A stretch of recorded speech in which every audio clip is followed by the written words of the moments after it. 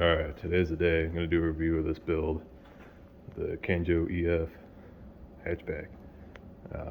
Forgot I had a pile of wood right here, so I'm going to move that. And then try to get this out away from the wall. And I'll start the review from there. I used to think I knew it, don't know how it's gonna be. If they know that I keep one in the chamber, I bet they would change that they talking to me, yeah. I could just like the whole baby like Hollywood, make it a show, yeah. All of the brokenness inside of me, I hope you never know, yeah. Baby, I'm over here trying to make everything right. Drowning the river that's coming up out of your eye. Throw me a light, oh, I don't wanna die. I can make it better if you give me one more try. I know I failed, yeah, I know I let you down. I can see you balling for me now. I'm sorry. We used to only see the clouds, but lately I can only see what's on the ground. Yeah, I know I let you down. I can feel you balling for me now. Leaning on the edge, stepping out. So this is where most of the money went, or at least half of what I put into it so far.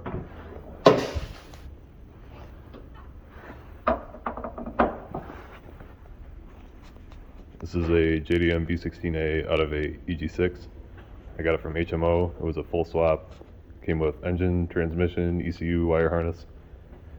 Initially when I got the swap, I was pulling the transmission off to put a new clutch, flywheel, pressure plate on it. Actually, I kept the flywheel because it was still good. But when I pulled the transaxle out, it actually had chunks of metal in the diff. And they were chunks of gear, turned out to be.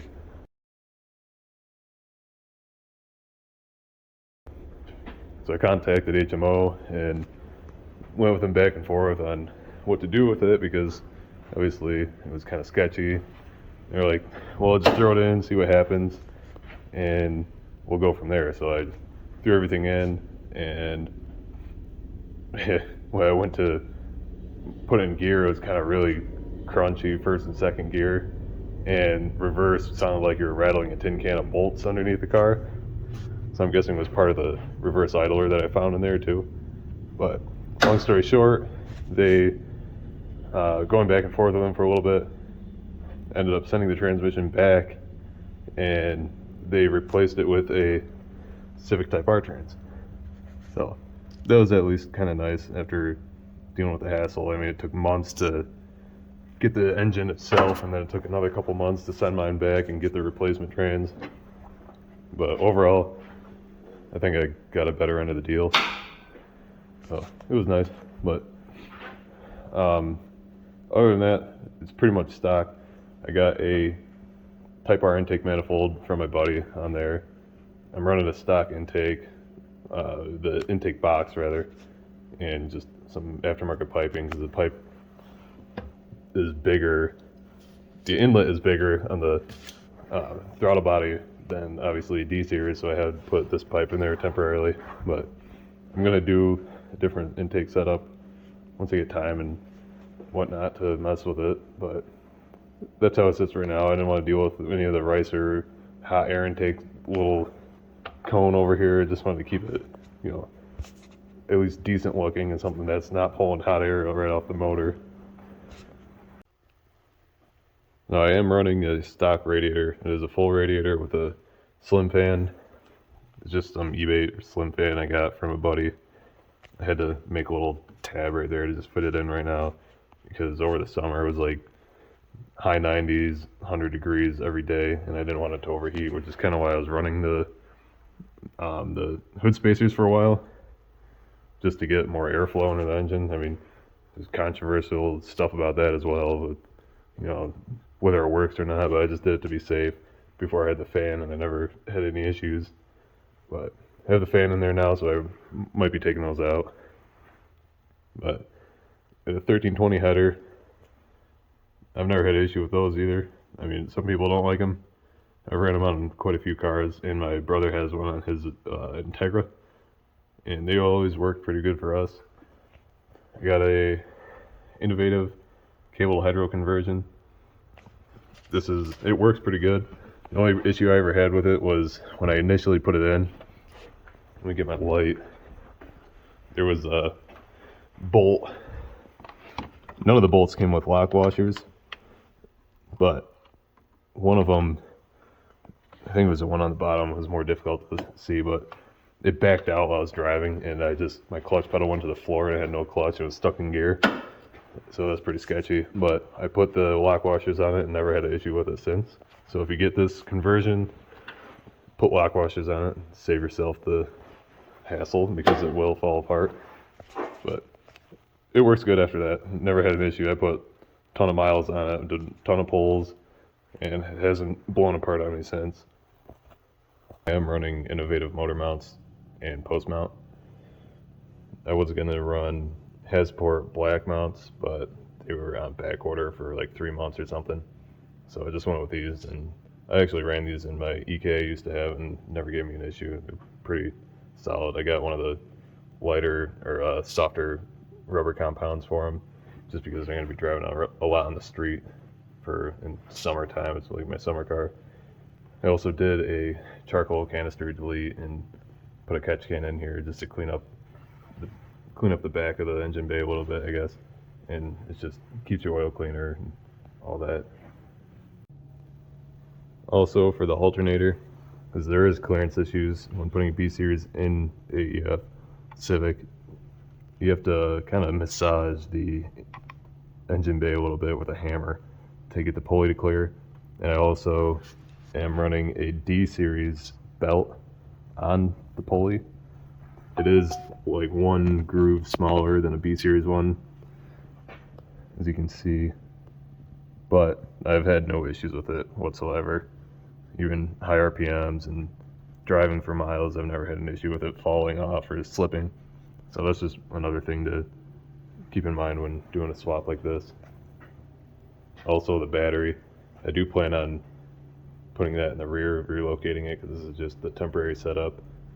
But eventually that'll be in the back of the car, kind of clear up more room for when I do make an intake for this car.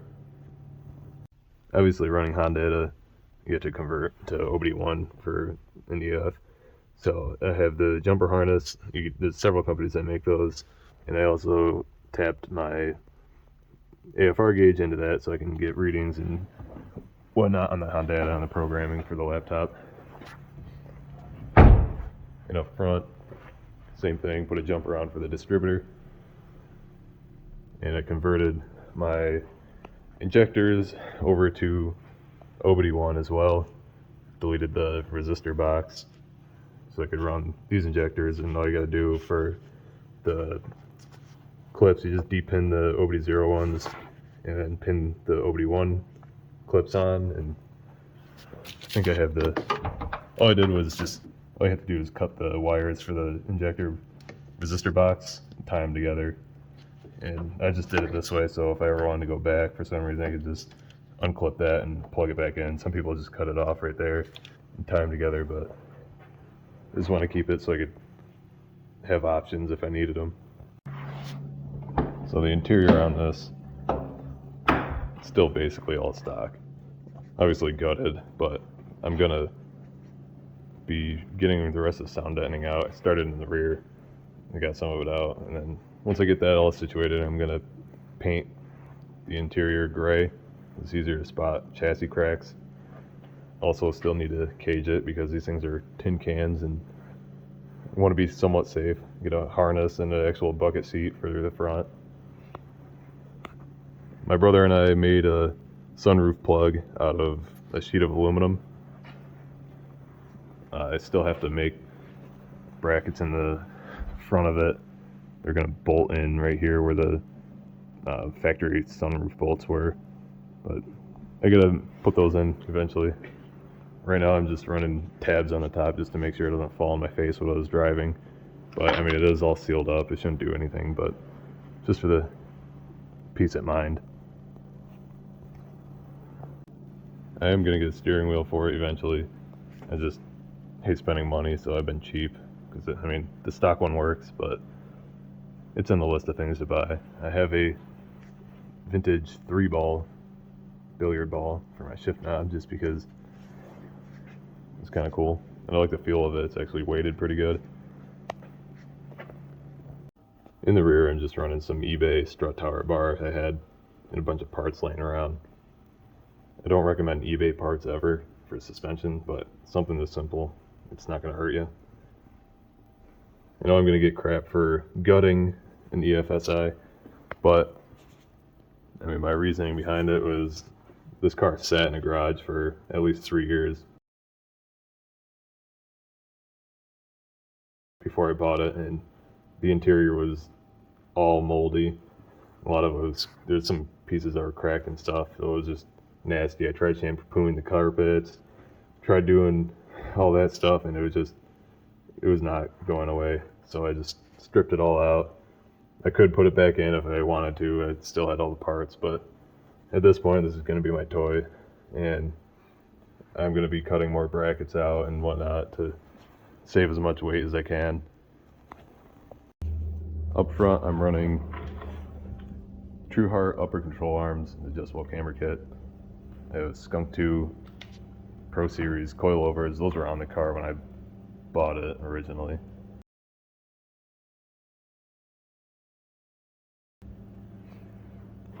I have a innovative traction bar, which I highly recommend because I did get a 1320 traction bar, and the problem with that was it had 2 heim joints, which mounted, one of them was up here and one was in the front like this, but the reason I swapped to this one was I put the innovative one in, I tightened everything up, put the car back on the ground, and I could literally move my wheel back and forth and hear it clicking with all the play between both heim joints.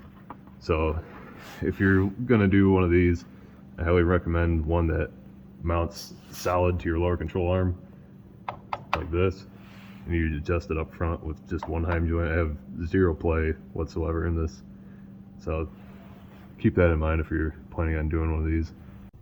So one of the other big controversial things about swapping an EF are the axles.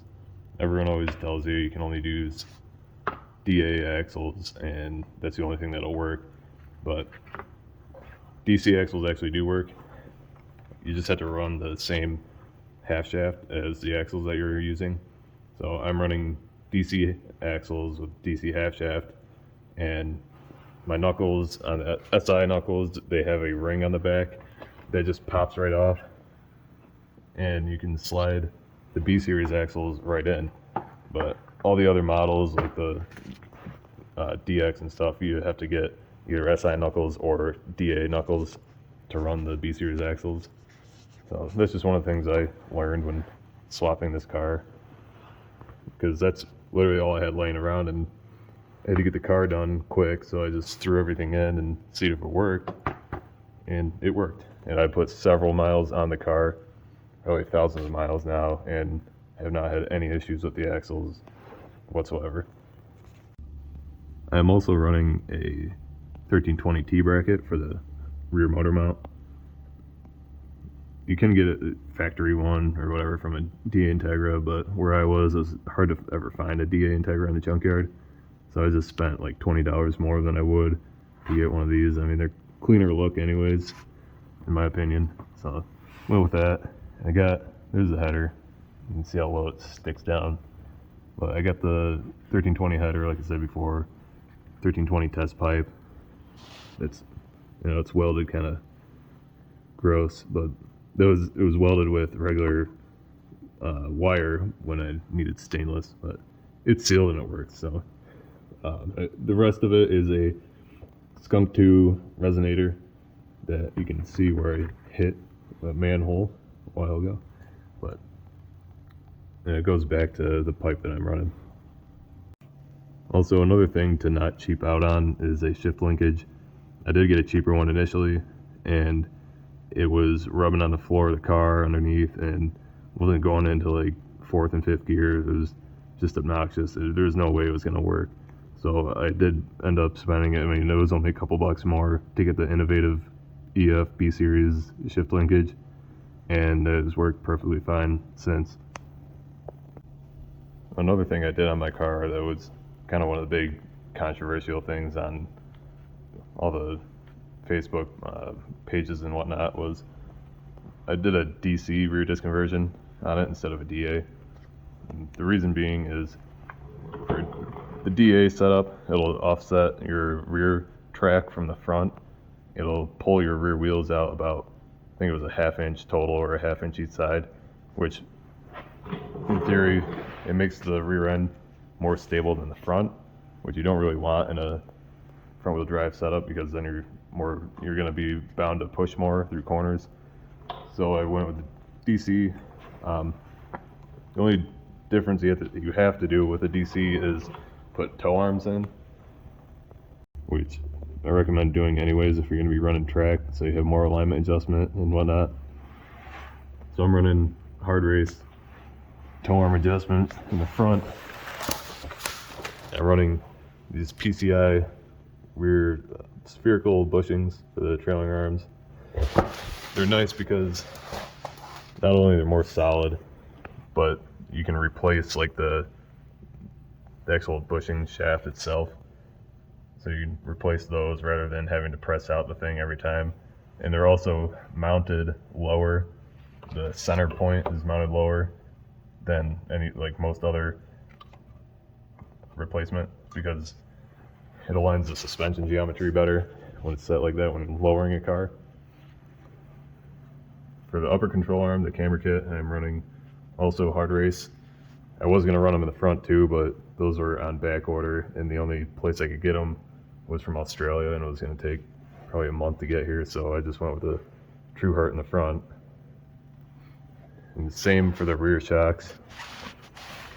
The Skunk 2 Pro or Skunk 2 Pro Series coilovers. I do plan on swapping these out because they're not adjustable for like dampening and all that, and they're also kind of soft for what I'm looking for. I'm getting a lot of body roll, and especially in the rear for some reason, but I am gonna have to do a stronger, heavier weight rear sway bar as well, so that'll help tighten that up. I'm probably gonna put these on my girlfriend's CRX after. Also running the Skunk 2 lower control arms. Yeah, I'm a ricer because I put towels on my jack stands, but it's the only shiny thing on my car, so I figured I'd keep it nice for a couple days. So the exterior on this car is just pretty simple. I mean, there's nothing major. I did a bumper cut. All I did was the Dremel. I just did a straight line across it. When doing a bumper cut on an EF, keep in mind that on these cars, the actual brace, the metal bumper or crash brace itself,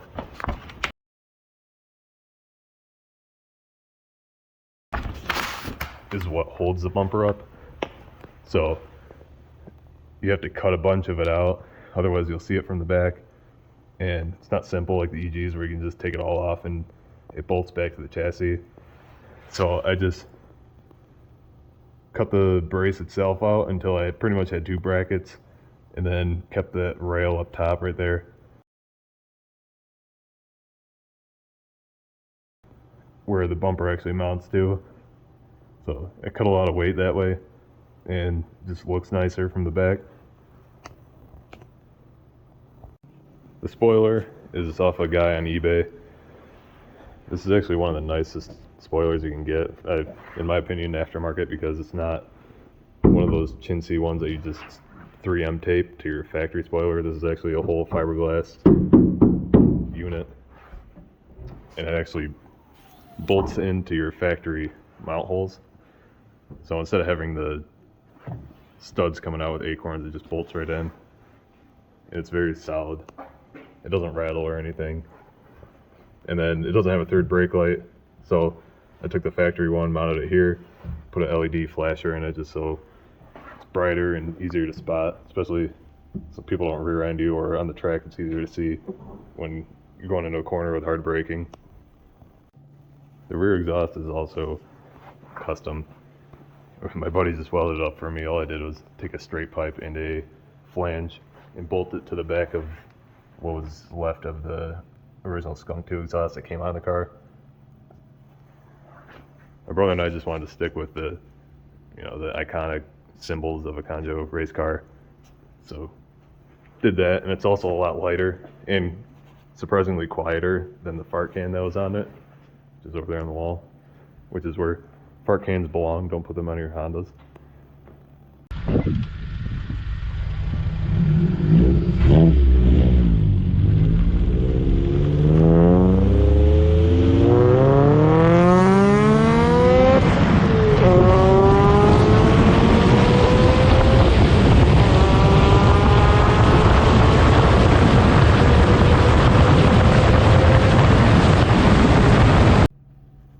The front lip I have on this is actually a wagon, EF wagon front lip. They actually sent me the wrong one when I ordered it for my car, and it didn't really fit. So I cut it. All I had to do was cut in here just to make that a little smaller, and then kind of stretch it to the sides slightly. But overall, I ended up keeping it on there. I did order another one, the actual EF one, but the way that the Civic one does, it comes out more at an angle, and I like the more straight look to it, so I just kept this one on it. Overall money that I have into the car right now, I paid $1,600 for the car itself. It was running and driving stock Civic Si. The only things done to it were the coilovers and the Skunk 2 exhaust. Suspension, I have about $2,500 into, roughly. Obviously, you can go a cheaper route with that, but I don't want to take the risk of running eBay parts that might snap or come loose. Because, I mean, once you do that, then you run the risk of losing your whole build or your life. Obviously, I did the more expensive route with the swap, but I just wanted to get something that I could throw in there and not really have issues with, especially if you're going down to, you know, Joe Schmo's Honda garage with a 180,000 mile oil burning, clattering B series, because that's usually what you get when you buy something off Craigslist or Facebook Market. So I went the more expensive route with this, just to have less worries about internals or maintenance I gotta do. Although I did have to replace just about every sensor because they're either cracked or bad, and the distributor itself, because the distributor was bad. So that was kind of annoying. But after the transmission situation, I didn't really want to go back and forth about all that as well. So I just bit the bullet and fixed everything. The plan I have for the future of this car, along with the roll cage and interior stuff, I'm going to do paint after I get the rocker panels done. I already have the rocker panels, but I just had to get them welded in. I want to get done professionally so it's not all hacked up or bondoed. I haven't welded in like 10 years, and I've never welded something this thin, so I just want to get done right before I do the rest of the car. I'm going to get rid of the trim. I like the look, and it's one less thing to rattle and pop off. I do want to get the Osaka JDM fenders off JHP USA or something similar. They're fiberglass wide fenders. They're just a little bit wider because I'm already running into issues of my tire grabbing the fender. Same thing with the rear quarter panels, it's rubbing a little bit. So I haven't even been able to run my wider tires since I've done the suspension and lowered it. It's grabbing pretty good, and I don't want to ruin my other tires. When you look at the back one, my quarter panels are rust free, but I had to roll those. The back one is slightly rubbing right here, but just enough where I don't want to take the risk of taking the sidewall out of one of my good tires. So that's pretty much the whole car as it sits right now. I'm probably forgetting a few things, but I'm running on like 2 hours of sleep, and it is -5 degrees out here. So if you do like this video or like stuff like this, I'll start posting more. You just have to, I guess, like and subscribe so I can actually tell if people want to see more of this stuff. It helps with algorithms as well, I guess. I don't know. I'm never going to make money off this stuff, but I know I'm a car guy, and I like to watch people's builds come together in different types and different styles. So if you want to see more, like the video and I'll post more. My Instagram is the same as my YouTube channel. Get more updates on that than you will YouTube probably. It's just easier to post on there. I do have a couple more vehicles. I got kind of a variety of cars, a little Toyota pickup, and my RT 4-wheel drive station wagon, as well as my girlfriend's Honda CRX and a Chevy K30. So I have a lot of vehicles I can put some stuff on if people want to actually see it. And it will post a parts list in the description if you are planning on building something like this or prepared for all the little nooks and crannies of parts you might need or fitment things that you're going to have to buy, including stuff like the throttle cable bracket. Those from efparts.com. Stuff like that comes in handy, so I'll post whatever I got, whatever I can remember, and hopefully it'll help you out. So, hope you like the video, and stay tuned for more.